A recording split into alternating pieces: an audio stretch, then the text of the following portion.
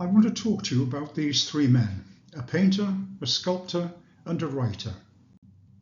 By extraordinary coincidence, they were born in Valencia within a 5-year period in the 1860s. Valencia's greatest painter, Joaquín Sorolla, her greatest sculptor, Mariano Benlliure, and her greatest writer, Vicente Blasco. These busts, including the self-portrait, are all by Benlliure, and you can see them in the Valencia Museum of Fine Arts. And Sorolla painted all three of them.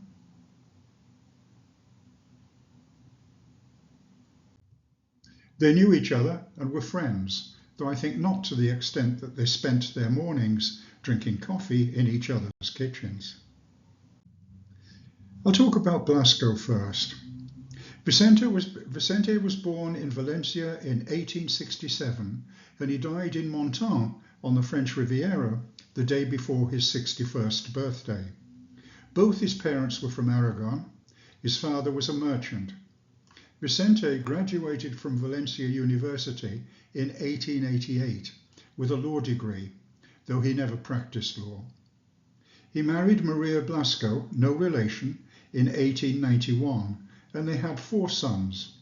She died in 1925. Later the same year, he married a Chilean woman, Elena Ortúzar. He was a prolific writer, creating 50 novels. His publishers couldn't keep up.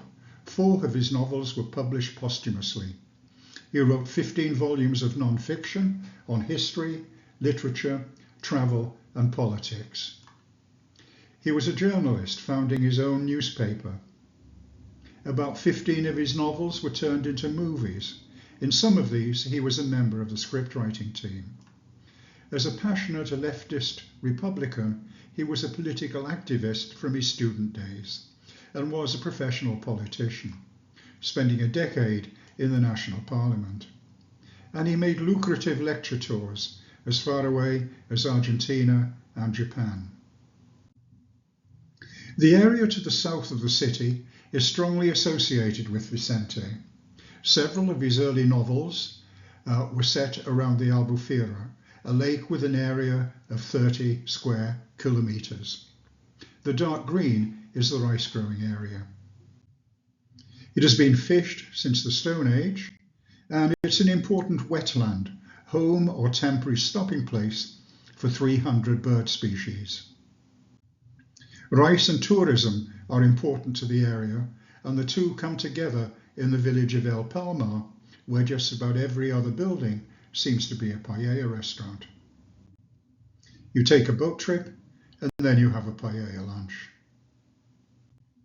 El Palmar is the principal settlement. This is the main street with its paella restaurants. These A-frame houses are characteristic of the region.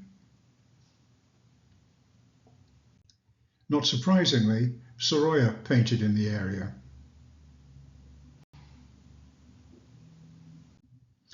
Vicente's association with the area is underscored by this astonishing piece of graphic art, a postage stamp struck in 2017 to commemorate the 150th anniversary of his birth. So simple and yet so brilliant. Here are some of the people that Vicente wrote about in his novels. Rice growers, fishing folk, and shooting folk. In October last year, 2024, a vast area was flooded and covered with millions of kilos of debris, including dangerous contaminants and indeed a number of corpses. I don't know what kind of harvest is expected this year, 2025, but I believe that planting has been done. As I said earlier, Vicente wrote a series of novels set in and around the lake at the turn of the 20th century, describing the precarious lives of the families of the fishermen and of the increasing number of rice growers. This was the last in the Albufera series and is one of his most important works. It's an example of costumbrismo, a genre which presents interpretations of everyday life, mannerisms and customs. The main thread is a love story with a tragic end. The first English translation was published in 1928. I felt that I couldn't talk about Vicente without reading some of his work, and I bought this new translation.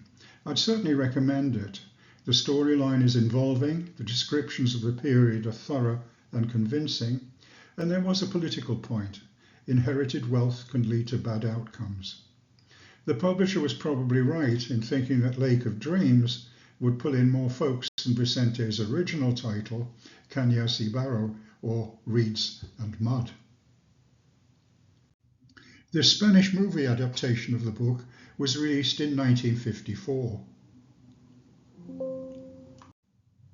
Preceding the Albufera series, this was his first novel, published in 2 volumes in 1892 at the age of 25. He agreed with critics who described it as immature. It dealt with the connection between a noble family and the Jesuits through the 19th century, a vehicle for the expression of anti-church views. In 1894, his first mature book was Arroz y Tartana, Rice and Carriage, published in English as Airs and Graces. It's about a widow in late 19th century Valencia who goes into debt preparing her 2 daughters to come across as attractive and impressive to ensure that they marry well. How to put on airs and graces, precisely the sort of behaviour that Vicente would have despised. After Reeds and Mud, Vicente left costumbrismo behind, with work in more cosmopolitan settings than rural Valencia. The books were more sensational and melodramatic, and were largely ignored by critics and academics in the English-speaking world. But there was a lot of them, and this one attracted the attention of Hollywood. Sangre y Arena, Blood and Sand. It concerned the rise and fall of a poor boy from Seville, a matador. Blasco himself directed a 65-minute film version in 1916, and there were 3 remakes in 1922, 1941 and 1989.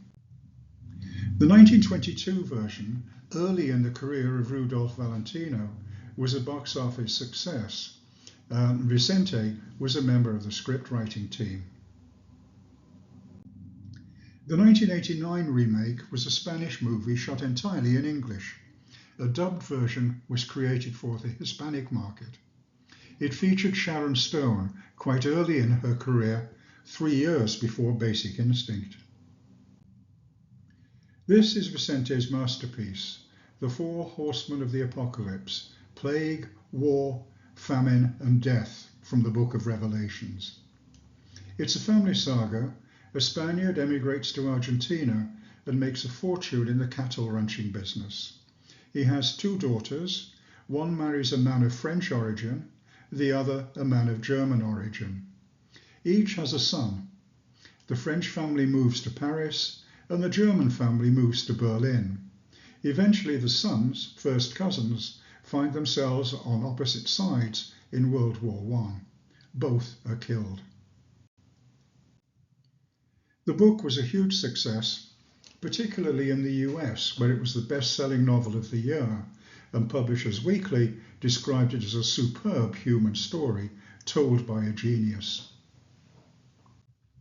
This is my copy, a new edition of the original 1918 translation, and I can highly recommend it. A 1921 American movie was the top-grossing film of the year. This was a year before the Blood and Sand movie, and it made Rudolph Valentino a superstar overnight. Vicente had nothing to do with the making of the movie. In selling the rights, he earned a fee of $20,000, which is $350,000 in 2024. And he got 10% of the box office receipts, which were substantial. Another version was made in Hollywood in 1962, This time the setting was World War II rather than World War I, and while the 1921 movie was a huge success, the 1962 remake was a critical and commercial disaster.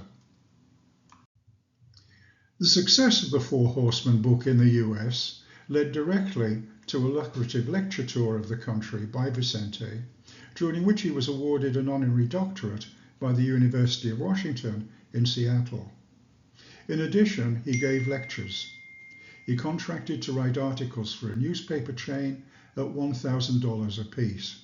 That's $17,500 at today's prices. On his way home, he spent some time on the French Riviera and bought a villa in Montan, the Fontana Rosa. In 1922, he began to build a garden there. It became his home with second wife Elena in 1925, and he died there in 1928. It is also known as the Garden of the Novelists. He dedicated it to Balzac, Cervantes, and Dickens. Featuring a lot of ceramics, there are Andalusian and Moorish influences in the garden. In 1894, Vicente founded a newspaper, El Pueblo, which can mean the town or the people or both. It was a vehicle for his Republican beliefs and for which he wrote almost 1,000 articles. In Valencia, a political movement called Blasquism developed around him. It set out to improve literacy levels, to enhance the precarious living standards of the working class, and to weaken their resistance to change. These objectives required attacks on the monarchy, the church, and landowners. Vicente's party was called the Republican Union. It won every Valencia seat in the Cortes, the national parliament, between 1898 and 1933, and Vicente himself was an elected member from 1898 until retiring in 1908. Before becoming an MP, there were 3 occasions in the 1890s when he had a run-in with the law, resulting in some months in jail. Each time he was guilty of inciting a riot, on one occasion against the church and on another against the monarchy. Most interestingly, in 1896, he incited a riot in Valencia against the government for suppressing freedom fighters in faraway Cuba, who were in rebellion seeking independence from Spain. Vicente maintained a house in Valencia on the city's 4-kilometre-long Malvarosa beach. It's now a museum dedicated to his life and work. He died in France in 1928, and his body was eventually returned to Valencia in 1933, receiving a very warm reception. It now lies in Valencia Cemetery, in a sarcophagus designed by Mariano Benlliure. The city's coat of arms is at this end, and the sides are adorned by characters from his novels. That brings me neatly to my Benlliure segment. Mariano was born in Valencia in 1862 and lived to be 85, some 25 years longer than Joaquín and Vicente. He was the 6th of 7 children. It was an artistic family. His father and 3 older brothers were all painters. Mariano was self-taught. He didn't attend any academy or art school, but he did gain experience in several workshops and studios. He married twice and had 3 children. He had intended to follow his father and brothers and focus his energy on painting. However, he visited Rome in 1881 and was overwhelmed by the work of Michelangelo. It convinced him that he should devote his life to sculpture. When in Rome, he opened a studio which he maintained for about 20 years. He became associated with an art foundry where he mastered casting techniques. Most of his work is bronze. In 1896, he settled in Madrid while keeping his Rome studio for a few more years. Between 1910 and 1912, he built a house with a studio in Madrid, and it soon became a venue for lively gatherings of people in the art world. His style has been described as detailed naturalism allied to an impressionistic spontaneity. He was prolific, producing many busts and close to 100 monumental sculptures. The Museum of Fine Arts in Valencia has quite a lot of his work, mostly smaller pieces, and Sorolla is well represented. The museum was established in 1913 in this 17th century palace. I'll show you some of the pieces from Benlliure that we can see in the museum. He dealt with an enormous range of subject matter.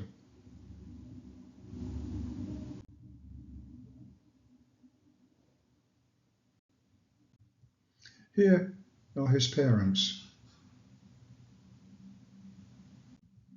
and a bust of the great painter Francisco Goya. Also in the museum in Valencia, a 1906 bust of Alfonso XIII, great-grandfather of the present king, and on horseback, a later one of his wife, Victoria Eugenie, one of Queen Victoria's granddaughters. I'll now take you to 18 of Mariano's monumental works, 8 in Valencia, 5 in Madrid, 3 elsewhere in Spain, and 2 in Latin America. Along the way, I'll say something about the individuals portrayed in the sculptures. In this statue, Mariano has found an ingenious way of honouring both Cervantes and his principal character on a single plinth. Don Quixote is carrying a bust of his creator. It was installed in 1905 to commemorate the 300th anniversary of the publication of Part 1 of the novel in 1605.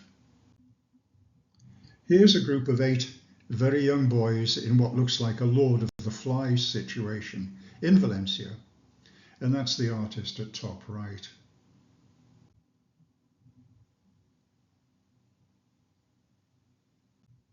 In 1928, Mariano made a ceramic copy for the Marquis of Valdefilia, who had an estate near Santander. He had made a fortune in Cuba in the sugar industry and returned to Spain in 1920.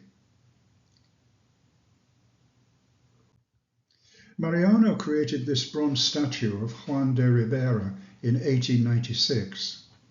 The building was a seminary founded by Juan, and Juan was both Archbishop of Valencia and Viceroy of Valencia, making him the ecclesiastical head of the region and the secular head. He was also Chancellor of the University of Valencia. As recently as 1960, he became San Juan, when he was canonized by Pope John XXIII. Juan de Ribera's voice was the principal one in persuading the then king, Felipe III, to expel from Spain the Moriscos, the remaining descendants of the Moors. In 1609, Felipe ordered their expulsion. 300,000 left, causing damage to the economy of the Valencia region in particular. And painted soon afterwards, this picture shows that many left from Denia. It looks like the townsfolk celebrated with dancing, and on the beach there's a display of Greco-Roman wrestling. This impressive 1908 monument in Valencia is dedicated to José Campo Pérez. In 1874, he was given the title Marquis de Campo by Alfonso XII, a reward for his support for the monarchy and opposition to the First Republic. He was a politician, banker, and merchant with a shipping line comprising 25 vessels. At the age of 29, he became mayor of Valencia. He is an important figure in Denia, where the main street running down to the port is named after him, Calle Marqués de Campo. He was the prime mover behind the bringing of the railway to Denia from Gandia and beyond in 1884, when the raisin industry was at its peak. The line closed in 1974. In Valencia, here's Mariano's sculpture of Giuseppe de Ribera. He was a prominent painter, a representative of the golden age of Spanish painting. He was a contemporary of Velázquez. He was born in Xàtiva in the province of Valencia. He moved to Naples at the age of 25 and spent the rest of his life there, dying in 1652. Giuseppe is best known for portraying the suffering and martyrdom of the saints, using a chiaroscuro or tenebrous style, which is characterized by strong contrasts between light and dark. On the left, St. Andrew wanted to be crucified on an X-shaped cross. He thought he was unworthy of dying on the same plus-shaped cross as Christ. He got his wish. Valencia's huge town hall was begun in 1905 and completed in 1950. On a balcony below the clock, there's an interesting grouping by Mariano. On either side of the city's bronze coat of arms, there are two remarkably muscular women in carved marble. One is holding a painter's palette, and the other has a large book. They're allegorical figures representing art and literature, respectively.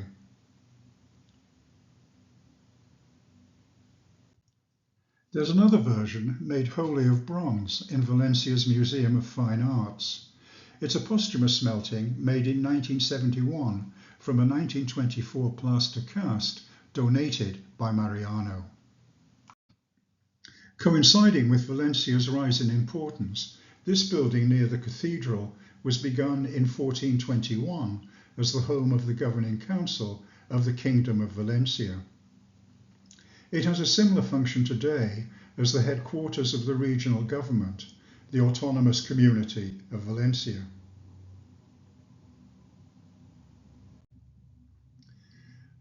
I went on a tour of the building in 2017. The artwork included this, a 3-meter tall interpretation of Dante's Inferno, the Italian for hell. Hell is the first section of the Divine Comedy, a long 14th century poem by Dante Alighieri. The second and third sections were Purgatory and Heaven. Mariano designed it as a fireplace for a banker in Madrid, a man called Gustavo Bauer. How would you like that in your living room as a fireplace? When they saw the sketches, Gustavo's family didn't like it either and overruled him. But Mariano did like it and decided to proceed with the project anyway, at his own expense. The work is topped by the cowering figure of Dante himself, touring hell with his guide, the Roman poet Virgil. A lot of sinners are milling around, getting up to all sorts of things without their clothes on. The horned devil, with an evil grin, is surrounded by sinners. He is eagerly awaiting new arrivals being brought in on a boat by the nervous-looking bearded figure on the right. Until Mariano's death in 1947, the Inferno occupied the billiard room in his Madrid home. His daughter inherited it, but she managed to sell it to the city in 1957. It's recently been restored and is now on display in a nearby building, together with something completely different, also by Mariano, the Love Song.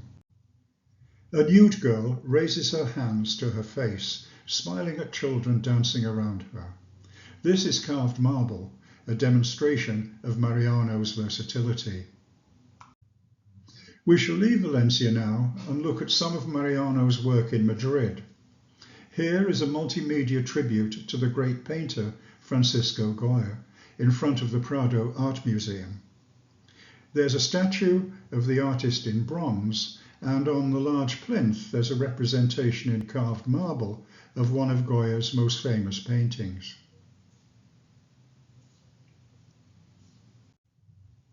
The Naked Maja. A Maja was a woman of low social class who adopted the style and manner of an upper-class woman. Why shouldn't she?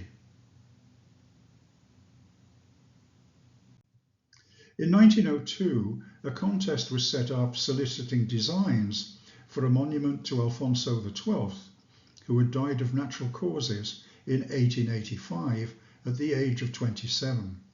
This was the winner, to be installed beside an artificial lake in Madrid's huge Retiro Park. It involved about 20 sculptors and was completed and inaugurated in 1922.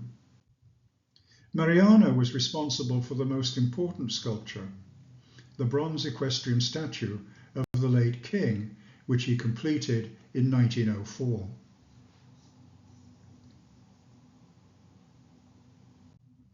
Also in Madrid's Retiro Park, the monument to Cuba. This was completed in 1930. It's made from limestone, granite and bronze, and was created by Mariano with 3 collaborators working under his direction. Cuba ceased to be a Spanish colony in 1898, gaining its independence during the Spanish-American War of 1898, and becoming in effect an American colony. The Castro-led revolution didn't happen until 1959. The work is topped by a female figure representing Cuba. Columbus visited Cuba on his first voyage to the New World in 1492, which was sponsored by Queen Isabella I of Castile. Both are included here. At the base there are tortoises and iguanas around the fountain. They are indigenous to the island. While the monument was completed in 1930, for various political reasons, it wasn't inaugurated until 1952. A monument to Álvaro Bazán, standing in front of a building that was Madrid's City Hall from the 16th century until 2011. The project was funded by donations and was awarded to Mariano. Bazán is considered to be Spain's greatest naval leader. In a long career that ended with his death of natural causes, he never lost a battle. He died early in 1588, months before the ill-fated Armada sailed for England. He had been a passionate advocate of the invasion, and he was set to lead the Spanish fleet. He would have done a better job than the woefully inadequate Duke of Medina Sidonia. Bazán had a central role in the Battle of Lepanto off the west coast of Greece in 1571. It involved a coalition of Catholic countries put together by the Pope to stop the Ottoman Turks who were bringing Islam westwards. It was big, involving more than 200 ships on each side. The inauguration of the monument to Bazán was quite an event, attended by royalty, political leaders and military leaders, and Mariano was unable to attend, probably too busy with his next project. Next, we look at the monument to Emilio Castelar on a busy roundabout in Madrid. Mariano was awarded the contract in 1905 after winning a public contest set up to find the best design. The project was promoted by the state and funded by public contributions. As a measure of Emilio's esteem, about 1,000 organisations and many individuals donated. Sorolla painted this portrait of Emilio in 1901, and it hangs in the Parliament building in Madrid. Emilio was a Republican politician, historian, journalist and writer, and he is remembered for being a brilliant orator. For 19 years he was director of the Royal Academy of Spain, the custodian of the Spanish language, and he was president of Spain for 4 months during the short-lived First Republic. The monument is complex, with something of interest on all 4 sides. On the main facade, a bronze Emilio is in full flow, demonstrating his oratorial skills. On the left here, at Emilio's feet, we have a naked, reclining Venus in marble. She is an allegory of truth, inspiration, and eloquence. In bronze, a worker, a soldier, and a student are moving towards Venus, representing work, strength, and study. On the other side, the two marble figures are the Roman Cicero and the Greek Demosthenes, both noted for their statesmanship and oratory. On the back, there's a bronze relief dedicated to Emilio's work towards the abolition of slavery. Several naked figures are breaking their chains, and above them an inscription says, "Rise up, slaves, because you have a homeland." Above it, a soldier is operating a cannon. At the top, there are three naked bronze ladies with hands clasped, allegories of the three graces of Greek mythology: radiance, joy, and flowering.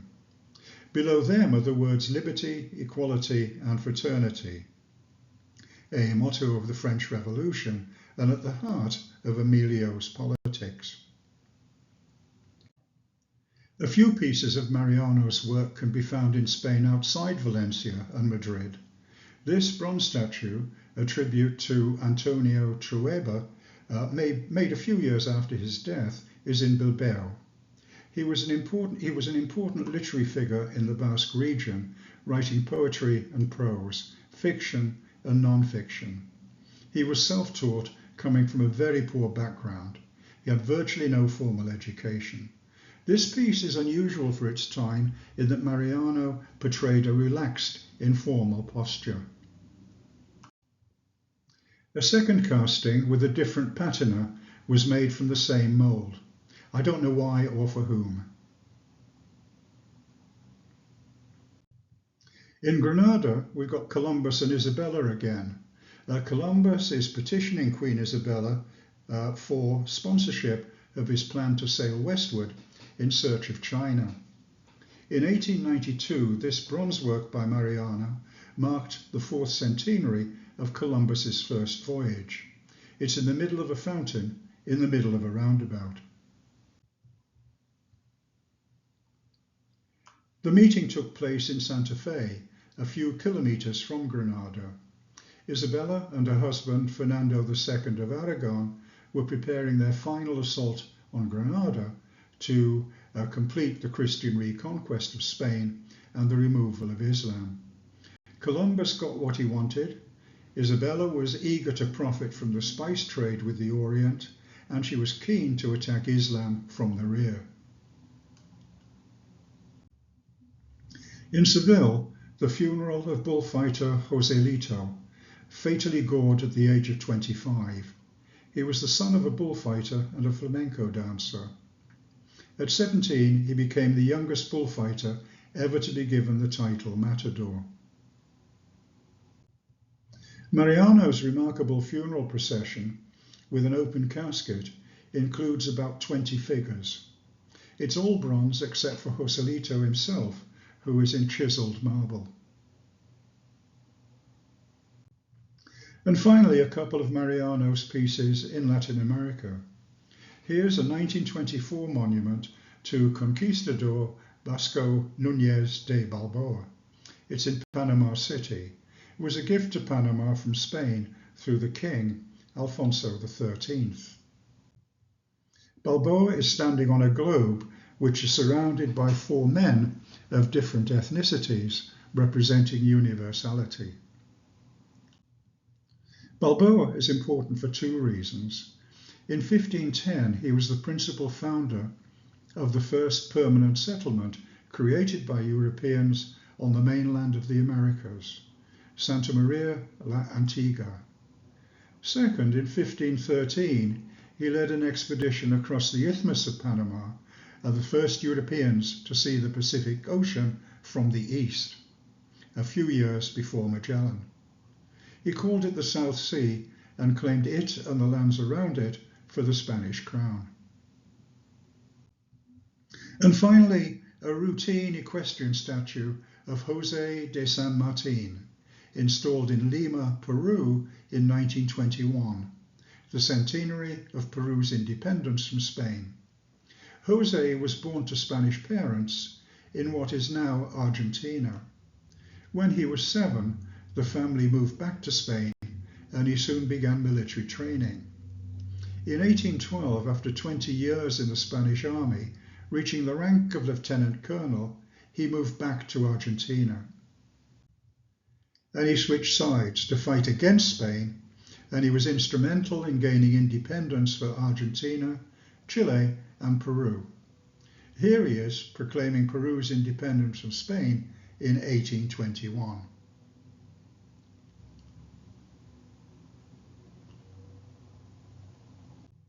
And I'll move on to Sorolla, Joaquín Sorolla. Sorolla was born in Valencia in 1863. His father was a textile merchant. He had one sibling, a sister, Concha, who was a year younger. When Joaquín was 2, they were orphaned. Both parents died within 3 days of each other in a cholera outbreak. He and Concha were lovingly raised by an aunt, a childless sister of their mother. At the age of 9, his talent and passion for drawing were noted by an uncle who encouraged him to continue and progress. Realism and Impressionism emerged in 19th century Paris. Both depicted ordinary modern life, not the fictional or mythological fantasies of Romanticism. Realism came first, focusing on the detailed reality of everyday life, showing an almost photographic truth. Impressionism was more spontaneous, often done outdoors, working quickly, with light brushstrokes, capturing the moment. As you can see, Joaquín had a foot in both camps. At 15, he entered Valencia's Fine Arts Academy of San Carlos. His studies were partly funded by a prominent photographer, Antonio Garcia, in return for doing odd jobs around the studio. At 18, he went to Madrid to study Spain's greatest artists at the Prado. In 1885, aged 22, he was awarded a grant by the Council of Valencia for 4 years' study in Rome. In September 1888, a year before returning to the city full-time, he went back to Valencia to marry Clotilde García del Castillo. He had fallen in love with her while working at the photographer's studio. She was his daughter. They first met in 1879 when he was 16 and she was 14. Within 5 years from 1890, they had 3 children, girl, boy, girl.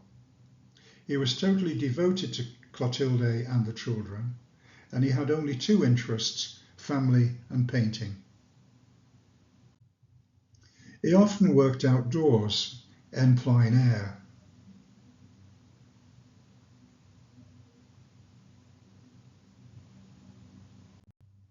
And here he's painting the king in the gardens of the royal palace at La Granja near Segovia. Here's the end product, an example of realism.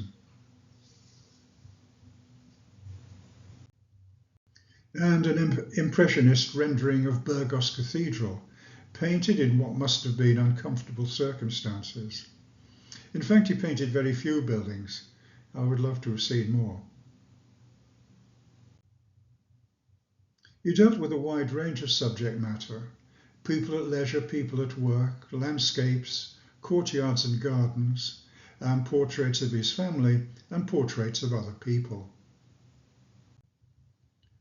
On the other hand, he rarely did architecture, as I just said, rarely did social commentary, politics, history, or religion, and although he travelled, he did very little painting outside Spain, aside from commissioned portraits.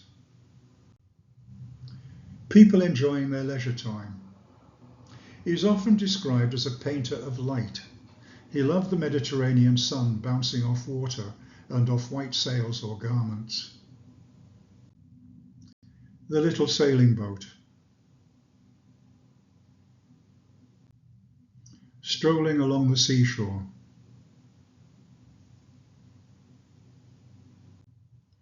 People in frock coats playing in a garden. People in Salamanca in traditional dress.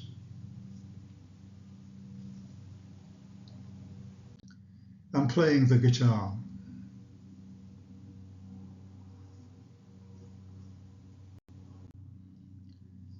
And people at work, mostly in a maritime situation. Valencian fishermen.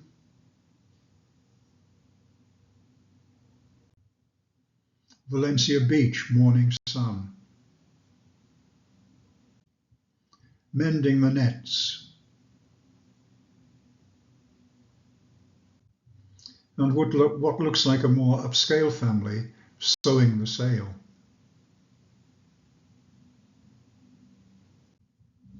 And selling melons.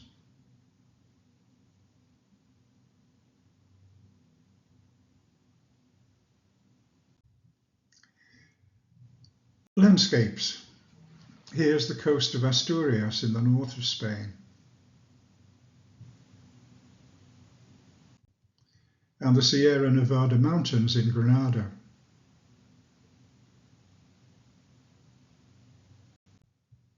A bay in San Sebastian.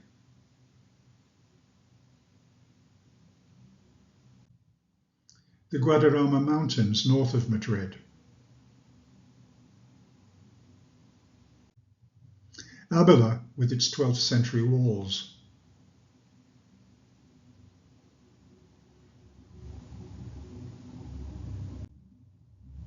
The classical view of Toledo, the one that everyone captures from different angles, including El Greco and me, using a camera in my case. Joaquín painted a lot of courtyard and garden scenes. Here in the Alhambra, he is very much the painter of light. The Alhambra again.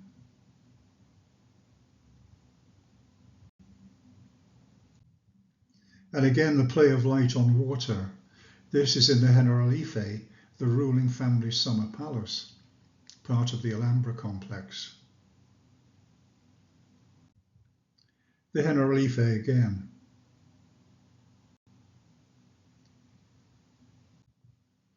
More reflections here in Seville. And he did a lot of painting in the garden that he designed for his own house. Realism here, and Impressionism here.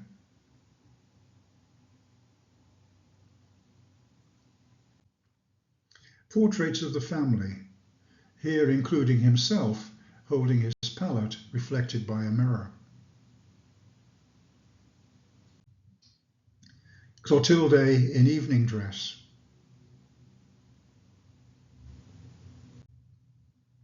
And Clotilde seated on a sofa.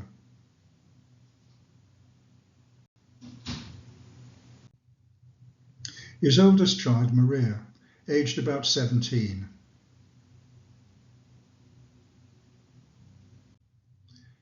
Joaquin Jr., aged about 25.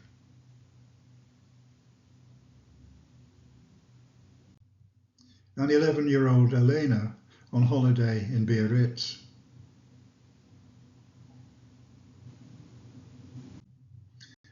Joaquin Jr. and Maria participating in a fiesta.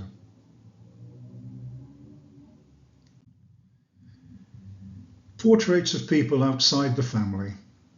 Following a very successful exhibition in New York early in 1909, Joaquin was commissioned to paint portraits of President Taft and his wife in the White House. He was in the US for 5 months on his 1909 visit. In total, he painted more than 20 portraits on the trip, a very lucrative trip indeed. In 1911, Joaquin put on an exhibition in Chicago, and this was painted while he was in the city. Era Nelson Morris's family.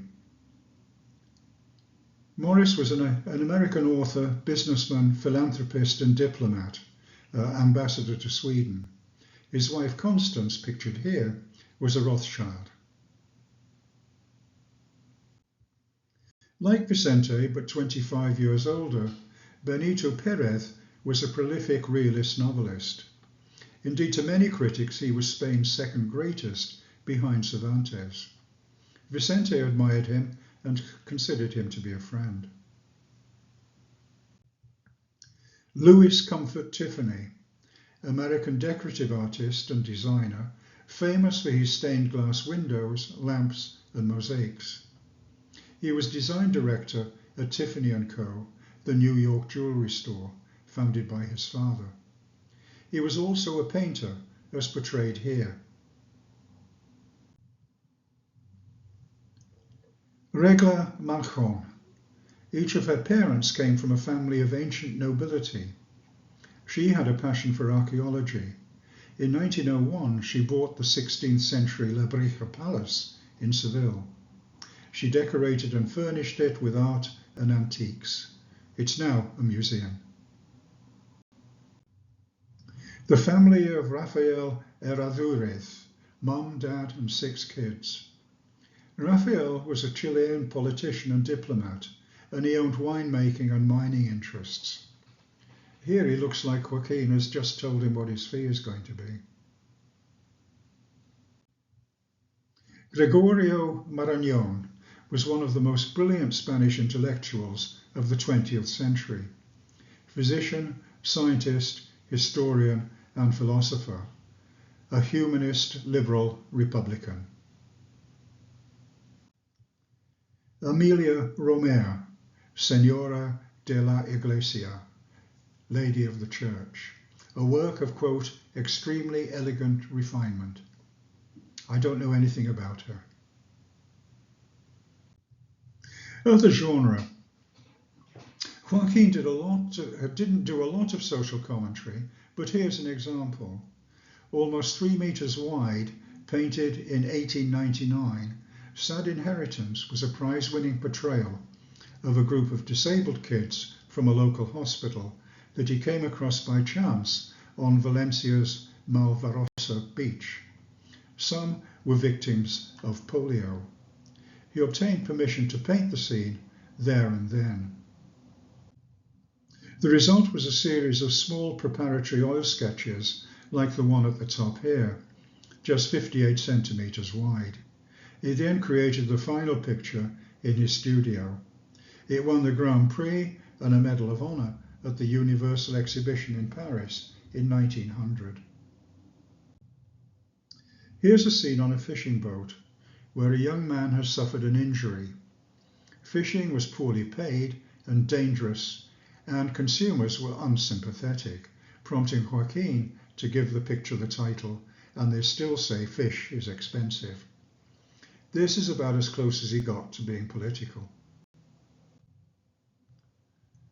Close to 3.5 meters tall, this large picture of Columbus setting out on his first voyage to the New World is a rare case of Joaquín being a chronicler of history. But here's another, a huge picture, almost 6 meters across. It's commemorating an event at the beginning of the Peninsular War. During the Madrid uprising on May 2nd, 1808, against Napoleon's invasion, we have an unsuccessful defence of an artillery barracks. It's not uncommon for an artist to pay tribute to another by borrowing from their work, and I think Joaquín is doing that here, drawing on an 1880 sculpture of Pedro Velarde in his hometown Santander. Velarde was one of the 2 leaders of the defence of the barracks in Madrid, and the similarities between the 2 versions of him are too strong to be a coincidence. On his travels, Joaquín must have noted and sketched the statue in Santander.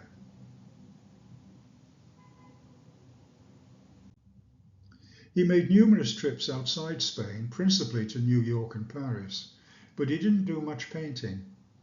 Here's one, almost abstract, a rare portrayal of a building, the home of the Vanderbilts in New York.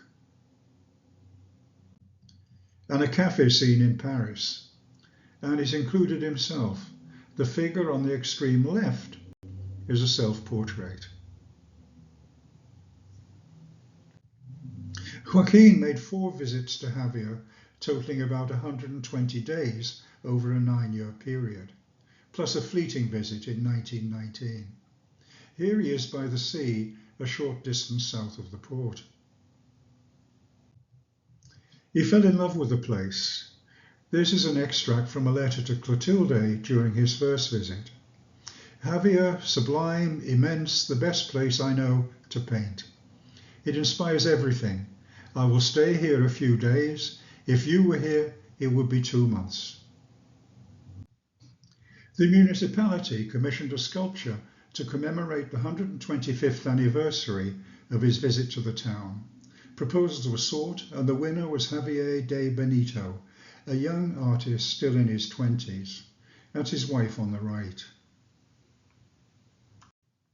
The sculpture was inaugurated on April the 9th, 2022, in the presence of the great and the good of the municipality and of the autonomous community.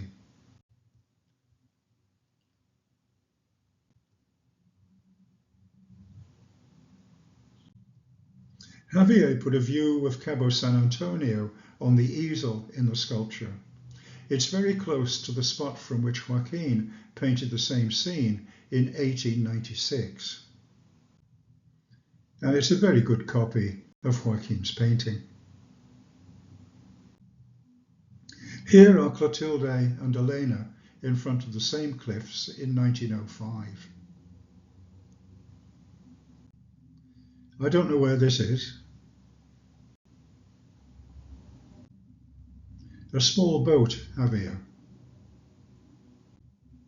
The bath, Javier. End of the day, Javier.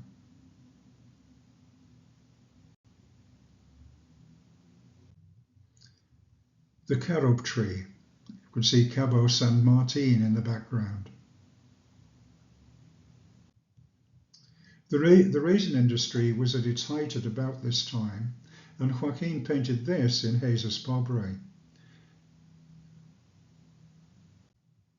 and this in Javier. The grapes were scalded to break their skins and were then put out to dry on bamboo racks, like this one. In bad weather, the racks could quickly be stacked inside the rear row. Finally, Joaquín's biggest project. While in New York in 1911, he was commissioned by the Hispanic Society of America to produce a monumental work for the walls of its headquarters. The brief was to celebrate the culture and landscapes of Spain, and Joaquín created 14 panels, oil on canvas, each around 4 meters tall and with a combined length of 70 meters, almost 300 square meters of painting. Most of the painting was done on location outdoors. The work took most of the decade and was finished in 1919. I'll show you some of the panels. This is the Valencia panel with oranges front and center.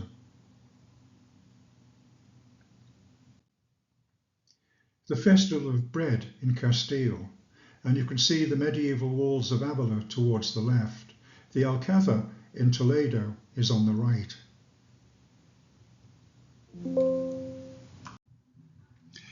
A Fiesta in Aragon.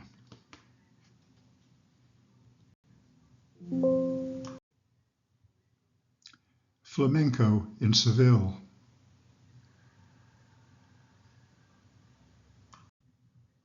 Fish in Catalonia.